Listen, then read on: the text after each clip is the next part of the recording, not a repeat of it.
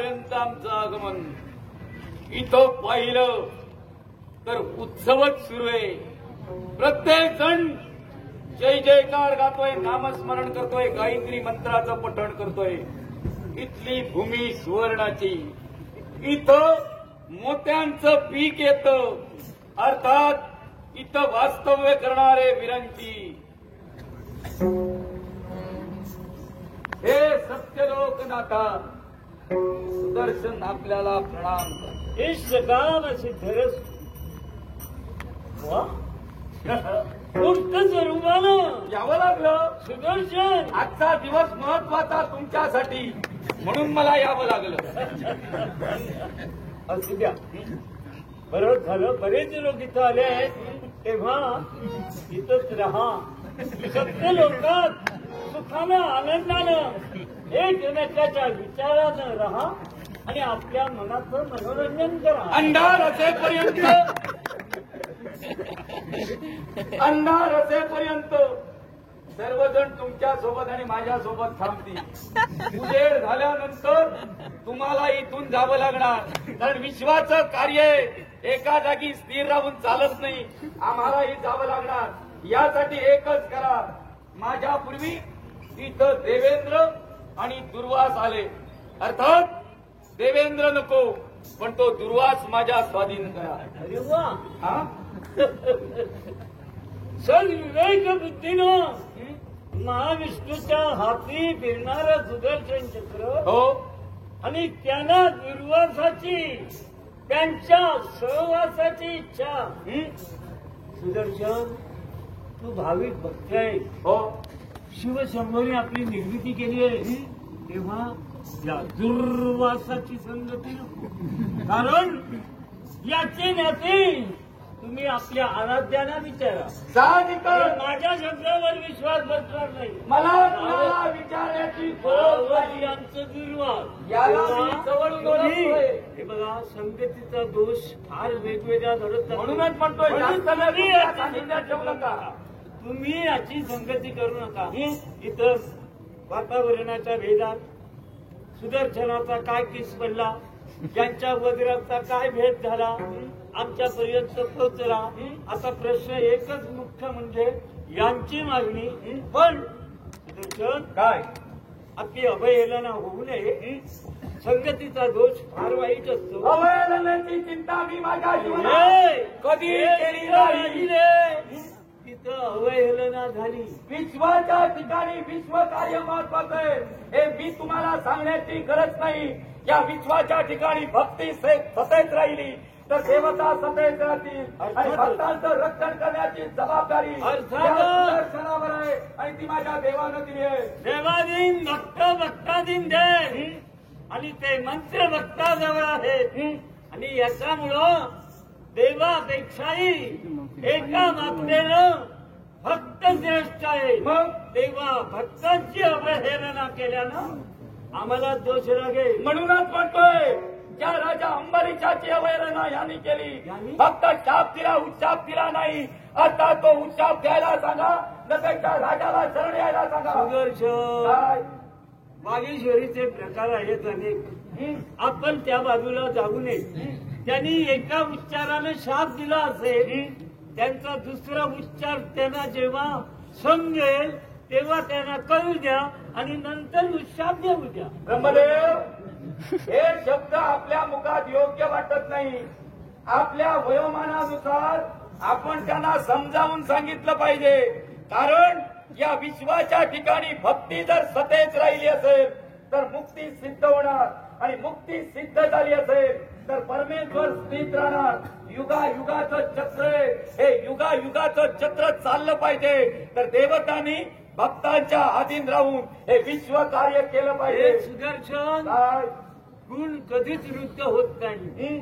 आपल्याला नाथ वास्तविक महाविष्णूच्या सहवासानं कळलं पाहिजे.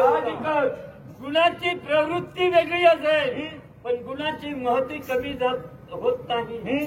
मी वृद्धही नाही आणि तारुण्यात बागडणार फुलपाचूही नाही. मला अशा स्थित्यंतरात मी आहे. तेव्हा स्वरूपता, समीपता, स्वरूपता, साहित्यपदा, भक्ती निरूप या मुक्तीच्या चारधामा भक्ती करणाऱ्या माणसाला, भक्ताला, साधकाला मिळतच असतात. पण पुनरुपी जननम पुनरुपी मरणम हा जन्म मरणाचा फेरा चुकवायचा असेल तर निर्गुण साहित्य पदाची प्राप्ती करून घ्यावी लागते. आणि त्याच्यासाठी ज्याचा हट्ट असेल तसं त्याला फळ मिळतं. मला वाटतं राजा अंबरीशाला ते फळ मिळण्यासाठी काही सौदे मला तो अवधी आणि तो जर का अवधी होता तर महाविष्णूनं मला आज्ञा का केली? या विश्वाचा पालन करता देव तो आहे. आता पालन करता देवाला दिलेला शब्द माझा आहे. आता तो शब्द परिपूर्ण करण्याची जबाबदारी या सुदर्शनाची आहे. एवढं लक्षात हे ठेवा. सुदर्शन काय? भूलचूक जेव्हा होते तेव्हा स्थित्यंतरात बदल होतो. महाविष्णू सात्विक सज्जन गो ब्राह्मण प्रतिपालकही आहेत. मी नाहीच म्हणणार नाही, कारण माझंही जनन स्थान आहे ते. तेव्हा स्थित्यंतर त्यांच्या समोर मानणाऱ्यानं जर चुकीचं मानलं असेल तर केवळ भक्तीला धरून त्यांनी आपल्याला मूर्त स्वरूप देण्याचं कार्य केलं असेल. पण आपण विचार केला पाहिजे, मला मूर्त स्वरूप प्राप्त झालंय, मी धावतो कुणापाठी, पळतो कुणापाठी, ब्रह्मदेव माझं कार्य काय? एक वेळ मला लक्ष दिल्यानंतर त्या लक्ष्याचा भेद करणं हे माझं कार्य आहे. अर्थात माझ्या देवानं मला लक्ष दिलंय, त्या लक्ष्याचा भेद केल्याशिवाय माझ्या मनाला समाधान नाही. आणि पालन करत्या देवानं जर का मला लक्ष दिलंय तर तो योग्यच आहे. तुम्हाला ऐका म्हणतोय, जो काय जाब विचारायचा असेल, जो काय जाब विचारायचा असेल तो महाविष्णूला विचारा. मी लक्ष साध्य करणार आहे. तुमचा प्रश्न आणि उत्तर अगदी योग्य आहे. तुम्हाला लक्ष साध्यच करायचंय म्हणून हे मूर्त रूप तुम्हाला प्राप्त झालंय. पण ज्या अर्थी साध्य होत नाही तिथं तुमच्यात काहीतरी कमीपणा आहे. ते साध्य कसं करावं ते मला कल्पना आहे. आता संवादानं तुम्हाला सांगतो, कारण तुमची योग्यता, तुमची महती मी जाणतोय. ज्या महाविष्णूनं स्वतःच्या नाभी कमलातून जे कमलपुष्प 99 कोटी योजने दूरपर्यंत पसरणाऱ्या त्याच्या पाकळ्या आणि त्याच्या 8 पाकळ्या म्हणजे अष्टदिशा, याच्यावर तुम्ही विराजमान झालात. जन्मजातच्या कमलावर विराजमान असणारा हा ब्रह्मदेव महाविष्णूला आणि त्या महाविष्णूला सोडलेल्या सुदर्शन चक्राची योग्यता जर का याला समजत नसेल तर मला ती योग्यता पटवून द्यावी लागेल. सुदर्शन, हाच मोठा तुझा गैरसमज आहे. कारण तुझ्या प्रश्नाचं उत्तर मी तुला दिलंय. जे तुला साध्य करायचंय ते साध्य होत नाही म्हणून तुझे प्रयत्न चालले. अर्थातच मी सत्यवाणीनं सांगतोय, तुला हे कदापि साध्य होणार नाही. आणि हे तुझं साध्य नव्हे तसा आला. तुझी सत्यवाणी असत्य करीन, आला तसा जाणार नाही. तुला घेऊन जाणार, एक तर तुला घेऊन तरी जाईल, नाही तर तुला पाठवून तरी जाईल. आलाय सुदर्शन, तो स्वतःचं कार्य पूर्ण केल्याशिवाय जाणार नाही. हे सुदर्शन, देवरूपी नंदादीबाई, देवरूपी नंदादीबाई, तुझ्यासारखी घुंगुरची पाखरं या नंदा दीपावरती फिरू लागली. अरे ती क्षणार्धात जळून भरत होती. याचा विचार कर आणि तुझी पावलं उचल. अरे नंदा दीपावर फिरणारी किल्ट आणि पाखरं घुंगुरटी केव्हा केव्हा तो नंदादीप विजवतात आणि केव्हा केव्हाचा क्षण आता आलाय.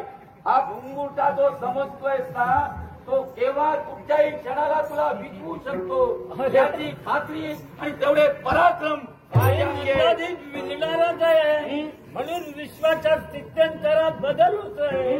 आपण ही वेळ बदलाची नव्हे, या नंदादीपातील तेल संपणार नव्हे.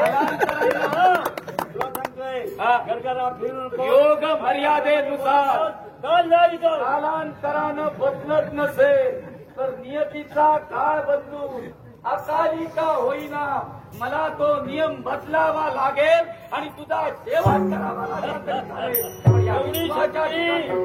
एवढं आव्हान या सत्य लोकात हे सुदर्शन देत असेल. सुदर्शन, मी वक्तव्याचा भोगता नाही, मी कृतीचा ठरतोय वारावर वार करून वाला उठण्याचा प्रयत्न केला ब्रह्मदेवाला संपविण्याचा प्रयत्न केला हे रजोतत्व सत्नाला नव्हे तुझ्यासारखे काही जीवजंतू किडे बेडू मी जन्माला घातले आणि म्हणून असं लिंबक राहुबा वादळ निर्माण होणार आहे.